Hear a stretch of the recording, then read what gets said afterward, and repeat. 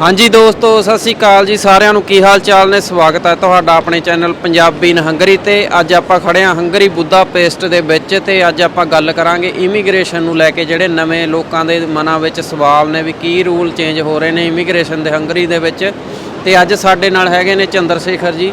ਨਮਸਕਾਰ ਸਰ। ਨਮਸਕਾਰ ਜੀ। ਨਮਸਕਾਰ। ਤੇ ਅੱਜ ਆਪਾਂ ਇਹਨਾਂ ਤੋਂ ਇਨਫੋਰਮੇਸ਼ਨ ਲਵਾਂਗੇ ਵੀ ਕੀ ਹੰਗਰੀ ਦੇ ਵਿੱਚ ਜਿਹੜੇ ਰੂਲ ਚੇਂਜ ਹੋ ਰਹੇ ਨੇ ਉਹ ਸੱਚੀ ਹੋ ਰਹੇ ਨੇ, ਪੀਆਰ ਤੇ ਕੀ ਅਸਰ ਪਊਗਾ ਇਹਦਾ, ਵਰਕ ਤੇ ਕੀ ਅਸਰ ਪਊ, ਵੀ ਵਾਪਸ ਜਾਣਾ ਪਊ ਜਾਂ ਨਹੀਂ। ਕਈ ਦਿਲਾਂ ਦੇ ਵਿੱਚ ਸਵਾਲ ਨੇ, ਉਹ ਸਾਰੇ ਇਹਨਾਂ ਤੋਂ ਪੁੱਛਾਂਗੇ ਅੱਜ ਆਪਾਂ। ਤੇ ਹਾਂਜੀ ਸਰ ਤੁਹਾਨੂੰ ਪਤਾ ਵੀ ਹੰਗਰੀ ਦੇ ਵਿੱਚ ਨਵੇਂ ਰੂਲ ਨੇ ਜਿਹੜੇ ਚੇਂਜ ਹੋ ਰਹੇ ਨੇ ਹੈ ਨਾ, ਤੇ ਉਹਦੇ ਬਾਰੇ ਅੱਜ ਆਪਾਂ ਤੁਹਾਡੇ ਨਾਲ ਗੱਲ ਕਰਨੀ ਚਾਹੁੰਦੇ ਹਾਂ। ਤੇ ਤੁਸੀਂ ਦੱਸੋਗੇ ਵੀ ਕੀ ਨੇ ਰੂਲ, ਵੀ ਕੀ ਇਹਦਾ ਇਫੈਕਟ ਪਵੇਗਾ ਲੋਕਾਂ ਦੇ ਉੱਤੇ ਜਿਹੜੇ ਕੰਮ ਕਰ ਰਹੇ ਨੇ ਤੇ ਹੰਗਰੀ ਦੇ ਵਿੱਚ। देखिए, पता है क्या है परम, ये जो नए इमिग्रेशन रूल्स हैं इसका असर पड़ेगा खासकर जो गेस्ट वर्कर्स हैं, यानी जो लेबरर्स हैं, यानी जो अनस्किल्ड जॉब करने के लिए आते हैं।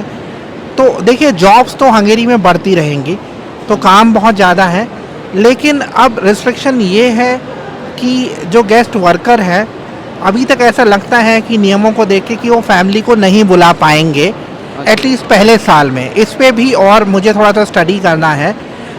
दूसरा ये है कि ये कहा जा रहा था कि उनको वापस जाना पड़ेगा, ऐसा नहीं है। मैं रिपीट कर देता हूँ। देखो होगा क्या, जो गेस्ट वर्कर यानी अनस्किल्ड वर्कर्स हैं उनको जो रेजिडेंस परमिट मिलेगा वो 2 साल का होगा, वो 1 साल और एक्सटेंड होगा।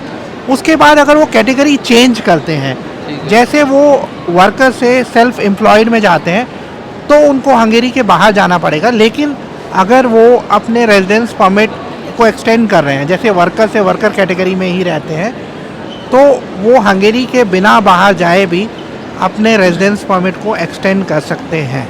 ਠੀਕ ਹੈ ਜੀ, ਜਾਣੀ ਤੁਸੀਂ ਵੀ ਇੱਥੇ ਹੀ ਰਹਿ ਕੇ ਐਕਸਟੈਂਡ ਕਰਾ ਸਕਦੇ ਹੋ, ਪਰ ਜੇ ਤੁਸੀਂ ਕੁਝ ਚੇਂਜ ਕਰਦੇ ਹੋ ਆਪਣੇ ਰੈਜ਼ੀਡੈਂਸ ਪਰਮਿਟ ਨੂੰ ਫਿਰ ਤੁਹਾਨੂੰ ਵਾਪਸ ਜਾਣਾ ਪੈ ਸਕਦਾ, ਇਹਨਾਂ ਦਾ ਕਹਿਣਾ ਵਾ।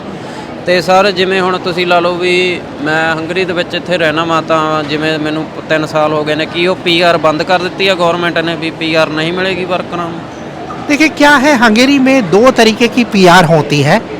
एक होता है जिसे बोलते हैं नेशनल पीआर, दूसरा होता है ईसी पीआर।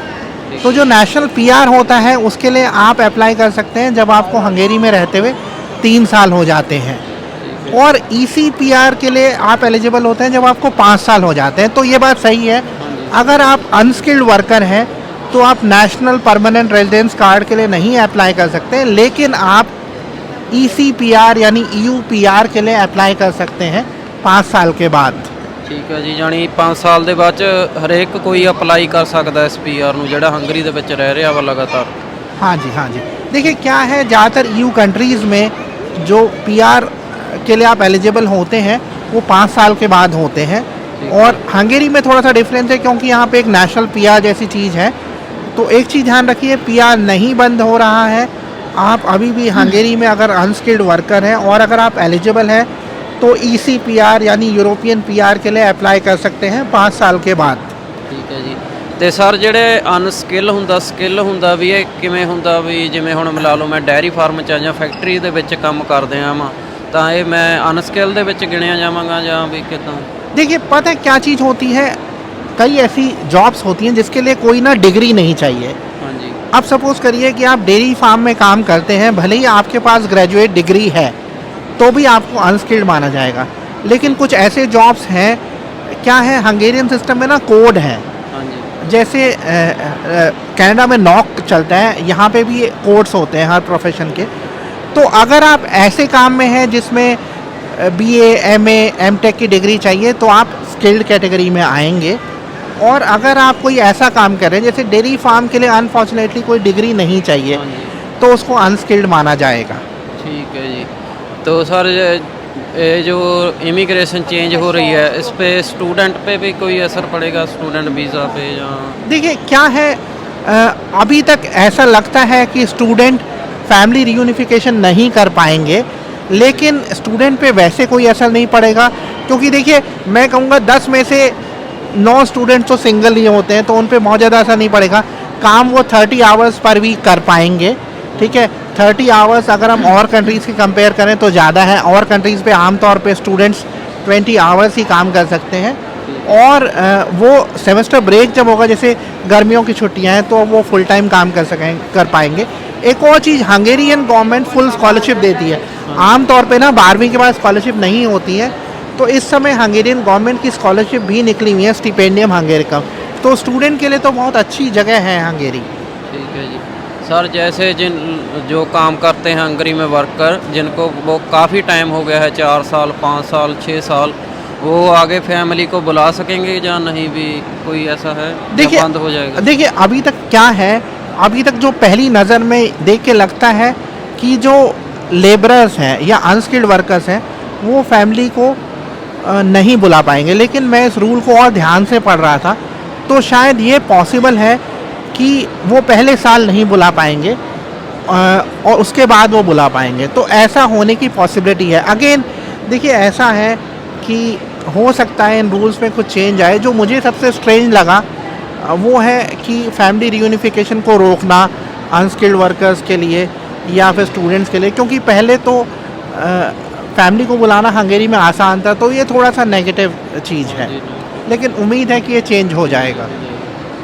जैसे सर कई लोगों को अप्लाई किया हुआ है एम्बेसी में, जाने या करने जा रहे हैं, उनको कोई डरने की बात है? जिनका केस पेंडिंग पे हैं कि उनके रिजेक्ट हो जाएंगे वीज़े, उनके मन में डर है, काफ़ी क्वेश्चन आते हैं एम्बेसी में से, उनको कोई डरने की बात है? नहीं, देखिए ऐसा है, जो एप्लीकेशंस 31 दिसंबर से पहले फाइल हो चुकी हैं उनको प्रोसेस किया जाएगा पुराने इमिग्रेशन नियमों के अंतर्गत।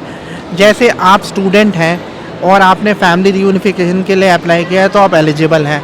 अगर आप अनस्किल्ड वर्कर हैं, आपने अप्लाई किया है फैमिली रियूनिफिकेशन के लिए, तो भी आपकी फैमिली एलिजिबल है। तो ऐसी एप्लीकेशन जो 31 दिसंबर से पहले हुई थी उनको पुराने नियमों के अंतर्गत देखा जाएगा, और जो अभी तो मतलब नई एप्लीकेशन रेजिडेंस परमिट की नहीं एक्सेप्ट हो रही हैं, मार्च में एक्सेप्ट होंगी, तो उनको नए नियमों से देखा जाएगा। तो पुराने वाले लोगों को घबराने की कोई ज़रूरत नहीं है। हाँ, थोड़ा सा प्रोसेस आपका डिले हो सकता है, लेकिन इसमें घबराने की कोई बात नहीं है। ਚਲੋ ਤੁਸੀਂ ਦੇਖਿਆ ਵੀ ਸਰ ਨੇ ਵਧੀਆ ਸਮਝਾਇਆ ਸਾਰਿਆਂ ਨੂੰ ਵੀ ਕੋਈ ਡਰਨ ਦੀ ਲੋੜ ਨਹੀਂ, ਜਿਨ੍ਹਾਂ ਦਾ ਪੁਰਾਣਾ ਅਪਲਾਈ ਕੀਤਾ ਹੋਇਆ ਵਾ, ਤੇ ਨਵਾਂ ਵੀ ਮਾਰਚ ਦੇ ਵਿੱਚ ਖੁੱਲ੍ਹ ਜਾਊਗਾ, ਉਦੋਂ ਤੁਸੀਂ ਅਪਲਾਈ ਕਰ ਸਕਦੇ ਹੋ। ਵੀ ਪੂਰੀ ਤਰ੍ਹਾਂ ਉਦੋਂ ਹੀ ਪਤਾ ਲੱਗੇਗਾ ਮਾਰਚ ਦੇ ਵਿੱਚ ਵੀ ਕੀ ਰੂਲ ਆਉਂਦੇ ਆ ਕੀ ਨਹੀਂ। ਤੇ ਤੁਸੀਂ ਜੁੜੇ ਰਹੋ ਚੈਨਲ ਦੇ ਨਾਲ ਆਪਣੇ ਨਾਲ, ਜਿਵੇਂ ਵੀ ਕੋਈ ਨਵੀਂ ਅਪਡੇਟ ਆਉਂਦੀ ਆ ਆਪਾਂ ਤੁਹਾਡੇ ਨਾਲ ਸ਼ੇਅਰ ਕਰਦੇ ਰਵਾਂਗੇ। ਠੀਕ ਹੈ ਜੀ, ਥੈਂਕ ਯੂ ਸਾਰਿਆਂ ਦਾ, ਸਤਿ ਸ਼੍ਰੀ ਅਕਾਲ ਸਾਰਿਆਂ ਨੂੰ। Thank you, thanks.